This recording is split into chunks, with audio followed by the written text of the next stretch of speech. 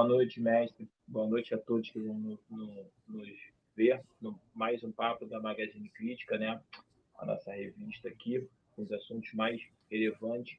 E nesse vídeo de hoje, nós vamos falar, basicamente, mais uma vez, das taxas, né, que os Estados Unidos impõem ao Brasil, só que agora com um novo componente, uma ameaça direta à soberania nacional, uma tentativa de interferir em decisões do nosso judiciário, mestre.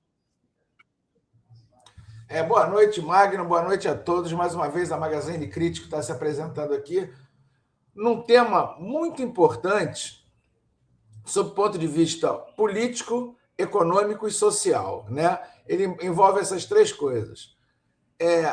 O país é independente desde 1822. Então, não pode ser relegado à dependência em 2025. Né? O que o presidente dos Estados Unidos fez foi um ultraje ao princípio mundial da soberania. O Brasil é soberano. Quem discute a sua política, o seu judiciário, o seu legislativo é o Brasil. E a gente não aceita de forma alguma interferência da forma que foi colocada pelo presidente dos Estados Unidos. Principalmente, né, com o objetivo de defender a família Bolsonaro e o Bolsonaro devido à tentativa de golpe de Estado. Ele aumenta as tarifas e condiciona esse aumento de tarifas a o Brasil retirar a pressão que está se fazendo em relação ao Bolsonaro. O Brasil não vai retirar nada porque no Brasil existe uma coisa chamada justiça.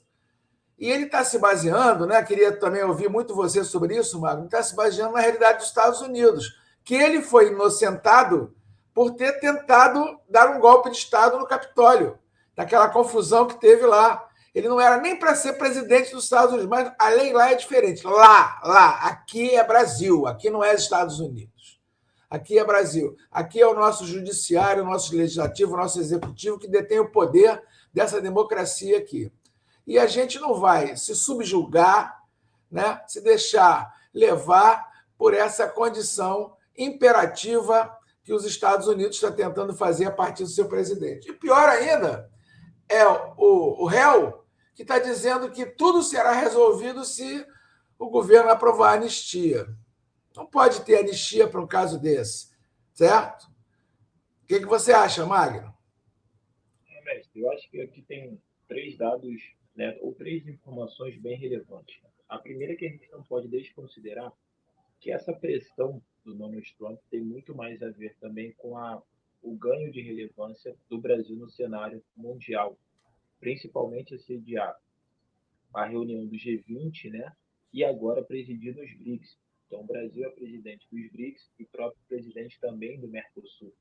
Então, acho que isso tudo é muito importante quando a gente tem que falar de uma maior parceria com os países, né, como a China, como a própria Rússia, como a Índia, e, claro, que diretamente, uma pressão econômica dos Estados Unidos em nossa economia, a partir dessa taxação de 50%, que passa a valer, né, a partir de 1º de agosto. E aqui tem a segunda informação. Eu acho, nesse prazo total, claro que vai haver uma negociação do governo do Brasil, tá? A partir do Itamaraty, a partir dos órgãos responsáveis por essa negociação, e não podemos esquecer, a partir de um conjunto de empresários brasileiros que negociam diretamente nos Estados Unidos, né? Então, essa negociação vai acontecer. Me parece, mais uma vez, também um grande blefe do próprio Donald Trump. Ele fez isso já no início Sim. do ano, com a própria China, com a própria União Europeia, com o México, com o Canadá, né, para pressionar melhores condições de comercialização dos seus próprios produtos. E um terceiro ponto que eu acho muito relevante é que o governo Lula, sim, passava por uma crise institucional, né, de perda de apoio no Congresso, mas, ao mesmo tempo, agora ele consegue unir todo o Congresso em torno da figura de quem está lutando contra essa imposição do governo americano, né, do governo estadunidense, melhor dizendo, principalmente nosso próprio agronegócio, que vai ser o que mais tem a perder. E aqui também, mestre, eu acho que é importante dizer, né, que a gente tem uma série de deputados e senadores do Brasil que hoje atuam diretamente contra a soberania nacional. E os senadores e deputados não possuem, gente, uma liberdade de expressão irrestrita ou absoluta, porque ninguém possui isso. Nem na nossa Constituição está garantido. Tá? Já houve a decisão pacífica do STF, que na verdade nem foi tomada agora, essa decisão pacífica do STF foi tomada antes do próprio governo Bolsonaro, antes de 2016, que foi um caso, inclusive, de xingamento entre o deputado, na época, Jair Bolsonaro, e a própria Maria do Rosário, já dizendo que ali não havia liberdade de expressão irrestrita e absoluta para nenhum deputado, mesmo no seu exercício. Mas a gente está acompanhando que, na verdade, e aí a gente tem que tomar cuidado, né, uma aliança direta dessa extrema-direita que passa pela Argentina, que passa pelo Brasil, e, claro, que tem na sua maior liderança hoje em atuação mundial o próprio Donald Trump, né, mestre? A gente nunca pode esquecer desse Verdade. fenômeno, né? Você tocou num ponto aí que eu tenho deixado para o final, que eu acho, inclusive, como sempre você foi perfeito, o mais importante de todos. O problema é que essa questão do Bolsonaro e da anistia, para mim, é cortina de fumaça. O problema todo está no BRICS. Né? O BRICS que é fundamental para essa atitude dele das tarifas. Né? E hoje aconteceu uma coisa que eu soube, foi informado pela mídia alternativa, que a mídia grande não dá de jeito nenhum isso, que a China está mudando o sistema de pagamento SWIFT. Né? Ela vem com uma nova proposta e ela já fez uma experiência com a Arábia Saudita. E tem um dado aqui super importante que eu quero dar. Ela fez um negócio com a Arábia Saudita com a moeda chinesa, como exemplo, e a transação entre as moedas durou 7 segundos. A transação com o dólar em negociação leva 5 dias. Então, a China já provou que ela domina essa parte da questão financeira de negócios muito mais forte que eles. Então, eles estão desesperados em relação a isso.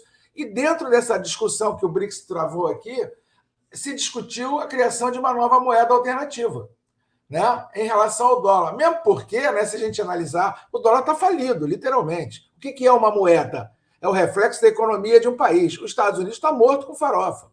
Né? A economia dele só vive hoje com o Vale do Silício, mais nada. Por isso que eles estão tão preocupados com as bets, né? Estão preocupados com as plataformas, né? Porque é a única fonte de renda deles. Então, eu acho que essa questão do tarifaço está muito mais ligada aos BRICS que ao Bolsonaro. O Bolsonaro é cortina de fumaça, não sei se você concorda comigo.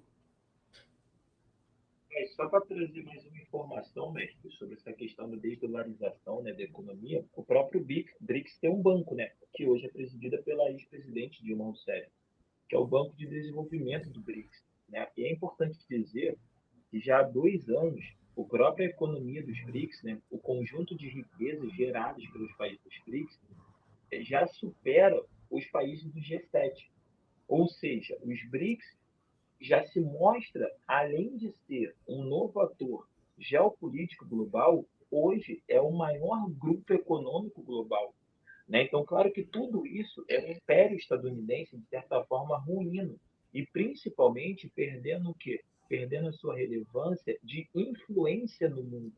E é claro, gente, a gente não pode esquecer, o grande império cai, a primeira coisa que ele tenta propor é o caos, para tentar se manter no poder. Então, ele vai atacar o Irã, ele vai atacar o Brasil, ele vai entrar em conflito com a União Europeia, ele vai entrar em conflito com os seus países para tentar manter esse controle por meio simplesmente da coerção. É porque hoje seria muito difícil, né, um ataque direto, militar, como foi feito até a década de 60, 70. Hoje, é claro que essa pressão é muito mais econômica, muito mais social, muito mais por revoluções coloridas, né, mestre? Entendeu? Perfeito. Eu acho que com isso a gente abordou bem o tema, né? Quero me despedir de vocês e dizer que a educação criativa, crítica, ela defende a integral soberania do Brasil. Essa soberania é intocável, ninguém pode mexer nela. A gente é um país independente. Uma boa noite a todos, boa noite, Magno. Muito obrigado por ter participado. Eu acho que a gente esclareceu esse ponto aí bem.